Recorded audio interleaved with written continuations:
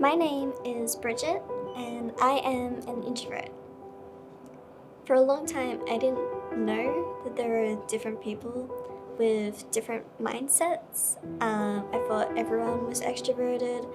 I thought I was wrong, and I think more people should know about introversion and extroversion, and that there are different types of mindsets out there, that not everyone is the same.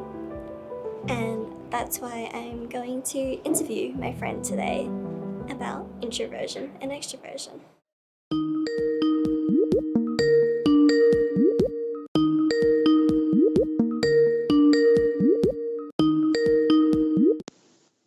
Okay, so I am Wouter from the Netherlands, and personally I'm an introvert. So in your words, what is introversion and extroversion? Introvert generally gains energy by being alone regarding social contact, and an extrovert gains energy from having people around them. Knowing about introversion or extroversion can, of course, be really helpful because regarding introverts, it is more likely that they will find their own space more easily and thus function and socialize better.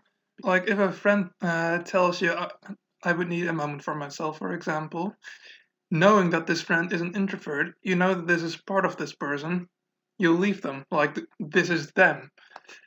If you don't know this about them, it can cause confusions, especially if it happens like 2 or 3 times in a row without still knowing that this is them. It maybe causes even discussions like, what's going on? Are you okay? That especially is not what this person needs on that moment. The official definition from vocabulary.com states an introvert is someone who turns inward to their own thoughts, and an extrovert likes external action and focuses outward into the world. I asked the people around Geelong to describe their own understanding of it. Here are the results. Yeah, introversion, from what I know, is just someone that gets exhausted from being in social situations and needs to recharge to have time for themselves, and extroverts are usually the opposite, yeah.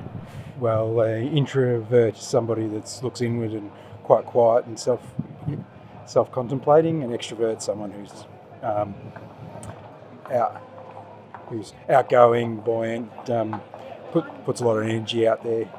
And I think introversion is about inwardness, especially in relation to people, what they feel inside and whether they think a lot inside. And extroversion is an outgoing person. But you can be both. Out of the 16 people I interviewed, 13 had at least heard of it, and out of those, 11 had a basic understanding of the concept. One person identified as an extrovert, 5 people identified as an introvert, and the rest classified themselves as somewhere in between. Depends on the situation. Like around my friends, I'm like outgoing and all this and that. But like around new people, like I would be an introvert. I would say definitely something in between. The fact that I guess I'm doing this would be a bit of the both. Probably more an introvert in certain situations, but kind of when I have to, kind of can be more open and out there. I guess sometimes I feel extroverted and sometimes I don't, depending on my mood, I guess.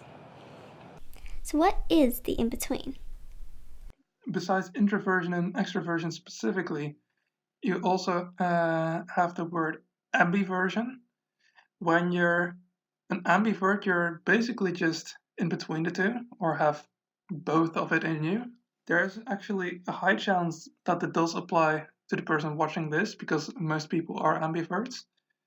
It kind of works as a bell curve. There's not necessarily less introverts than extroverts, but definitely less than ambiverts. Less people who are specifically really introverted. So of course that is just less understood. Extroverts are also in this minority, but it is, I guess, easier to understand because socializing is kind of how this world works. And that is what they do.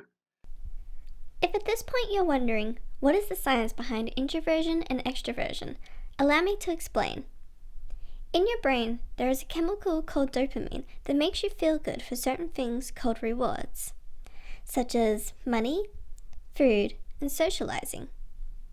In an extrovert's brain, their dopamine rewards them a lot more easier for these things, whereas an introvert doesn't feel those rewards as strongly. Instead, introverts have a higher reward system with a chemical called acetylcholine, which makes you feel good for turning inwards.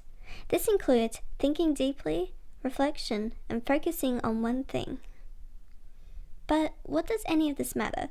How does introversion and extroversion actually affect you?